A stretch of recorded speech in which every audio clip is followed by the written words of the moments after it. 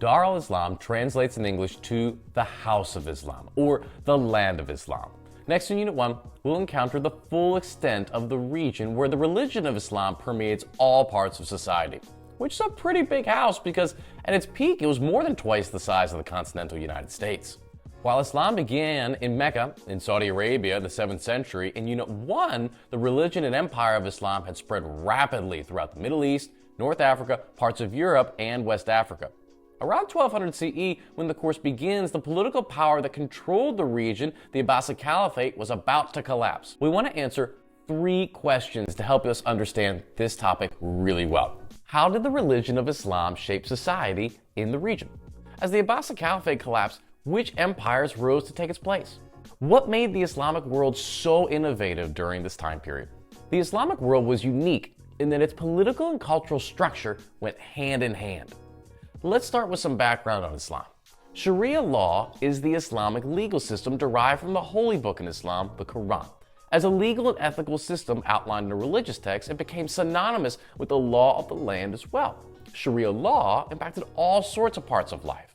Law code, styles of dress, what was studied in school, marriage, divorce law, etc. All of this came from the Quran.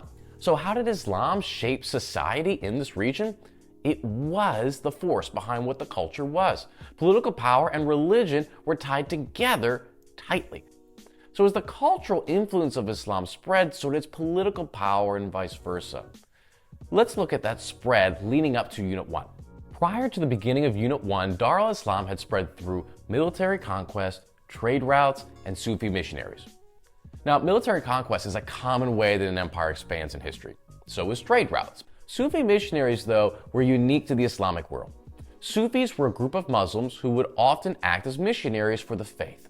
They would go beyond the extent of the Islamic world, or maybe newly conquered territory, and tended to adapt to local cultures and traditions there. They would mix parts of those indigenous faiths with Islam. Their efforts made Islam more accessible to people that were outside of the Islamic world to convert to that religion. As more people converted to Islam through Sufi missionaries, this contributed to Islam's broader political expansion as well. We have talked about Islam specifically, but now let's zoom in on the specific political entities that make up this history. During the early events of Unit 1, the political formation of the Islamic world centered around the Abbasid Caliphate had collapsed. The Islamic world was politically fragmented then into mainly 3 different states. The largest empire to take up parts of the Middle East was the Seljuk Empire. They were Turkish nomads that converted to Islam and were viewed as the group to really succeed the caliphate itself.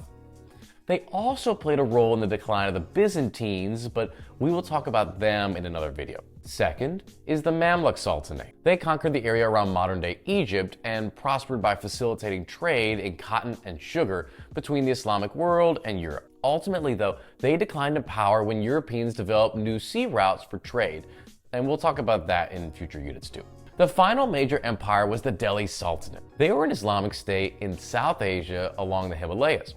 They had their own cultural clashes there between Hinduism and Islam, and were a part of the Islamic Empire. This is where the efforts of Sufis were effective in, for example, converting lower caste Hindus to Islam by adopting parts of Hinduism into a different variation of Islam. Think of all of this as one world with 3 governments with Islam as the common thread. While Europe was struggling during Unit 1, the Islamic world was solving problems. A lot of these innovations can be associated with the House of Wisdom in Baghdad in modern-day Iraq. A place of study and scholarship, it was a beacon of the intellectual efforts of Islam.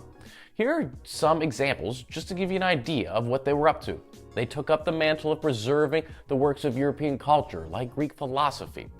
They made innovations in mathematics, like advanced algebra, medicine, such as improved diagnoses and medical texts, star mapping for travel, and new works of literature. Here's our quick recap of what we covered. Dar al-Islam means the House of Islam, or everywhere that Islam has political and cultural influence. States use the religion of Islam to legitimize their power. Islam starts off Unit 1 politically fragmented with the collapse of the Abbasid Caliphate.